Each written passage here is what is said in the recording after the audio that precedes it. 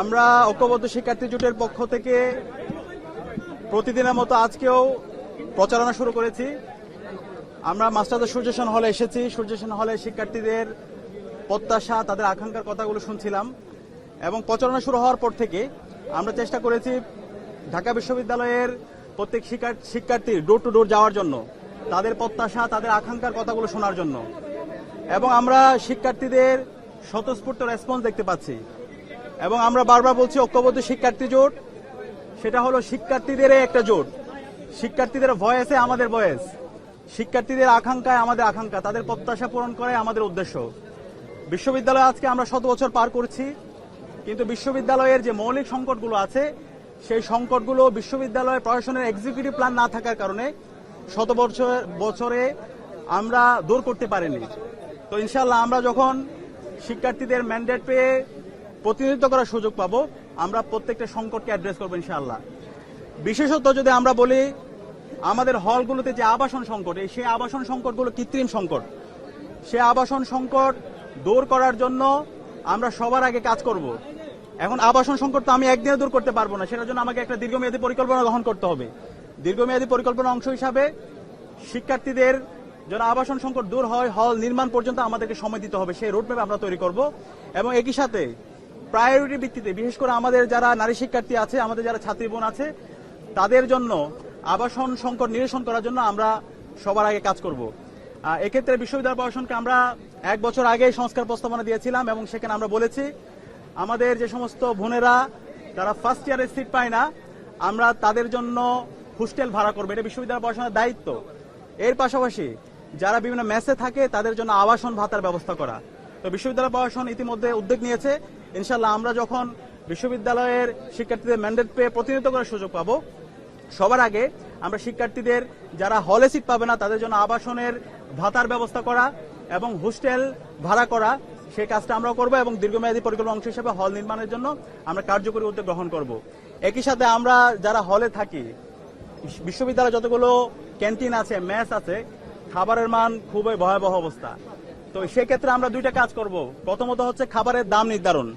খাবারের দামের ক্ষেত্রে অবশ্যই আমার একটা ম্যানেজমেন্ট সিস্টেম থাকবে এবং এখানে যে সিন্ডিকেট আছে সেই সিন্ডিকেটকে আমরা ভেঙে দেব এবং প্রপার ম্যানেজমেন্টের মাধ্যমে আমরা খাবারের দাম সুলভ মূল্যে নিয়ে আসার আমরা উদ্যোগ গ্রহণ করব। এর পাশাপাশি আমাদের খাবারের যে মান, সে মানে যেন যথাযথ পুষ্টি থাকে, সেজন্য আমাদের যে পুষ্টিবিদ আছে তাদের মাধ্যমে কথা বলে আমরা একটা খাবারের মেনু তৈরি করব এবং প্রতি 3 মাস অন্তর অন্তর সেই খাবারের মান যাচাই করা হবে। এবং একই সাথে আমাদের অনেক শিক্ষার্থী ভাই বোনরা আছে, তাদের এক্সট্রিম ফাইন্যান্সিয়াল ক্রাইসিস আছে। আমরা আমাদের এই ভাই বোনদের জন্য মিল ভাউচার সিস্টেম চালু করব এবং বিশ্ববিদ্যালয়ের প্রশাসনকে আমাদের এই ডাইনিং এ, মেসে ভর্তুকি বাড়ানোর জন্য আমরা বিশ্ববিদ্যালয় প্রশাসনকে বাধ্য করব। এবং একই সাথে আমাদের স্বাস্থ্যের অনিরাপত্তার কারণে, আমাদের খাদ্যের অনিরাপত্তার কারণে আমাদের স্বাস্থ্যের অনিরাপত্তা দিনে দিনে বাড়তে থাকে। সে কারণে আমরা আমাদের ঢাকা বিশ্ববিদ্যালয়ে যে মেডিকেল সেন্টার আছে সেই মেডিকেল সেন্টারকে আধুনিকায়ন করব এবং এর পাশাপাশি আমাদের যেন ফার্স্ট এইড আমরা ট্রিটমেন্ট পেতে পারি, সেজন্য প্রত্যেকটা হলের মধ্যে আমরা মেডিকেল কর্নার স্থাপন করব।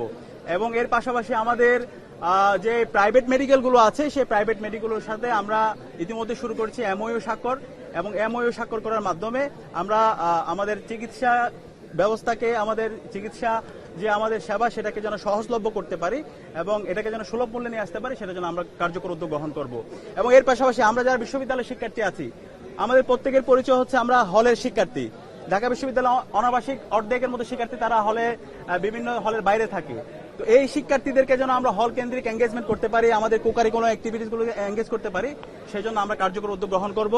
এবং আমাদের যারা নারী শিক্ষার্থী আছে, নারী শিক্ষার্থীর জন্য একটা নিরাপদ ক্যাম্পাস গড়ার প্রতিজ্ঞায় আমরা আমাদের কাজ করে যাব।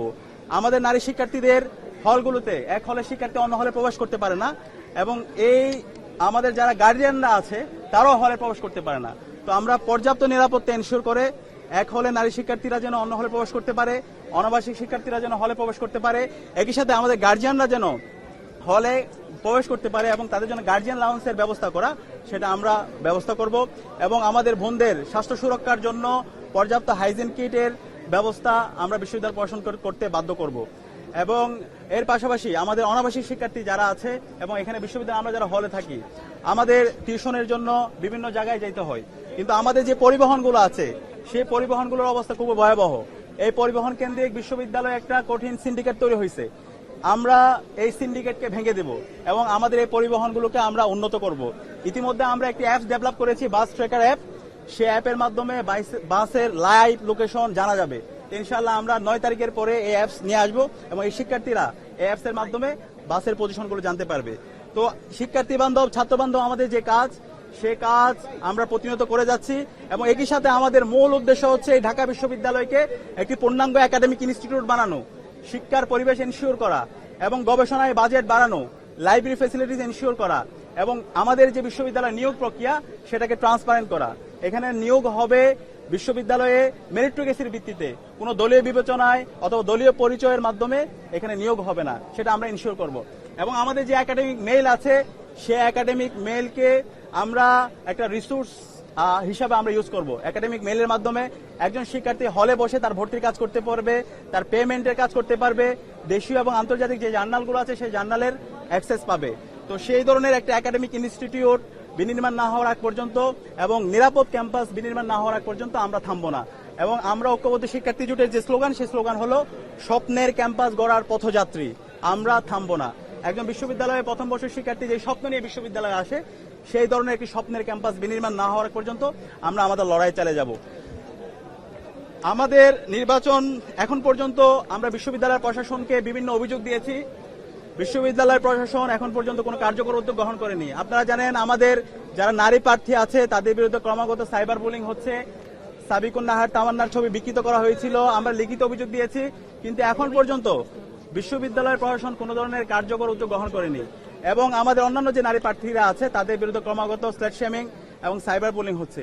আমরা বিশ্ববিদ্যালয় প্রশাসনকে অনুরোধ করব, যারা এই ধরনের হ্যারাসমেন্টের সাথে জড়িত আছে, তারা কালপ্রিট, তাদের বিরুদ্ধে আমাদের জিরো টলারেন্স দিতে আমরা ঘোষণা করেছি। তাদের বিরুদ্ধে দৃষ্টান্তমূলক বিচারের আওতায় তাদেরকে নিয়ে আসতে হবে। তো আমরা অনুরোধ করব আমাদের এখানে যারা আমরা প্রার্থীরা আছি, সকল ছাত্র সংগঠন এবং ইন্ডিপেন্ডেন্ট যারা প্রার্থীরা আছে, আমি সবাইকে অনুরোধ করব এই ডাকসু নির্বাচনে আমাদের সবাইকে দায়িত্বশীল আচরণ করা দরকার এবং এর মাধ্যমে আমাদের সারা বাংলাদেশকে একটা চমৎকার বার্তা দেওয়া দরকার। জুলাই বিপ্লবে যেভাবে আমরা ঐক্যবদ্ধভাবে ফ্যাসিবাদের বিরুদ্ধে আন্দোলন করে খুনি হাসিনাকে হটিয়েছি, বিপ্লব পরবর্তী শহীদদের আকাঙ্ক্ষার আলোকে বাংলাদেশ সবার ঢাকা বিশ্ববিদ্যালয় বিনির্মাণ করার জন্য এই নির্বাচনে আমাদের সবাইকে দায়িত্বশীল আচরণ করতে হবে এবং আমরা আশা করছি এই নির্বাচনের মাধ্যমে আমরা বাংলাদেশের সকল মানুষদের একটি চমৎকার বার্তা দিতে সক্ষম হব এবং আমরা এর মাধ্যমে আমাদের গণতন্ত্রের একটা স্থায়ী রূপের দিকে যাব। সবাইকে অসংখ্য ধন্যবাদ। মাহিন সরকার বাকের মজুমদারকে সমর্থন দিয়ে জিএস পদে সরে দাঁড়ালেন, আচ্ছা বিষয়টাকে কিভাবে দেখছেন? আচ্ছা, এর পাশাপাশি আমাদের আরেকটা কনসার্ন আছে। এখানে বিশ্ববিদ্যালয়ে এখন পর্যন্ত 39,000 আমাদের ভোটার আছে, কিন্তু আমরা মাত্র 8টা সেন্টার এখন পর্যন্ত বিশ্ববিদ্যালয় নির্বাচন কমিশন ঘোষণা করেছে। যে পরিমাণ ভোটার, এবং আমরা আশা করছি এবার সর্বোচ্চ সংখ্যক ভোটাররা ভোট দিতে আসবে এবং শিক্ষার্থীদের মধ্যে আমরা উৎসাহ দেখতে পাচ্ছি, কিন্তু যে পরিমাণ ভোট কেন্দ্র, সেখানে কতটুকু ভোট কাস্ট করতে পারবে সেটা নিয়ে আমরা সন্দিহানে আছি। যদি আমরা বলি আমাদের সায়েন্স ফ্যাকাল্টি 3টা হল, এফএস হল, শহীদুল্লাহ হল এবং 21 হল, এই 3টা হলের সেন্টার হল করা হয়েছে কার্জন হলে। সেখানে প্রায় 5,500 শিক্ষার্থী একত্রিত হবে। তো 5,500 শিক্ষার্থী, একজন শিক্ষার্থী 41টা করে ভোট দিবে। তো এই অবস্থায় সেখানে যদি আমরা শতভাগ ভোট কাস্টিং করতে চাই এবং যে সময় ফ্রেম আছে এবং যে জায়গা আছে সেই অনুযায়ী শিক্ষার্থীরা কতটুকু ভোট সুস্থতার সাথে দিতে পারবে সে নিয়ে আমরা আশঙ্কা অনুভব করছি। তো আমরা বিশ্ববিদ্যালয় প্রশাসনকে অনুরোধ জানিয়েছি আরো যেন তারা সেন্টার বাড়াইতে পারে এবং একই সাথে এবং শিক্ষার্থীরা যেন সুস্থভাবে ভোট দিতে পারে, সেজন্য একটি ফ্রি ফেয়ার ক্যাটেগরি ইলেকশনের জন্য একটা লেভেল প্লেইং ফিল্ড ইনশিওর করে সে উদাত্ত আহ্বান আমরা বিশ্ববিদ্যালয় প্রশাসনকে জানিয়েছি। সবাইকে অসংখ্য ধন্যবাদ। ঠিক আছে, আচ্ছা, এটা ওনাদের এই বিষয়, ওনারা নিজেদের মধ্যে নেগোসিয়েশন করে সিদ্ধান্ত নিয়েছে, সুতরাং এটা ওনারাই ভালো বলতে পারবে। ধন্যবাদ।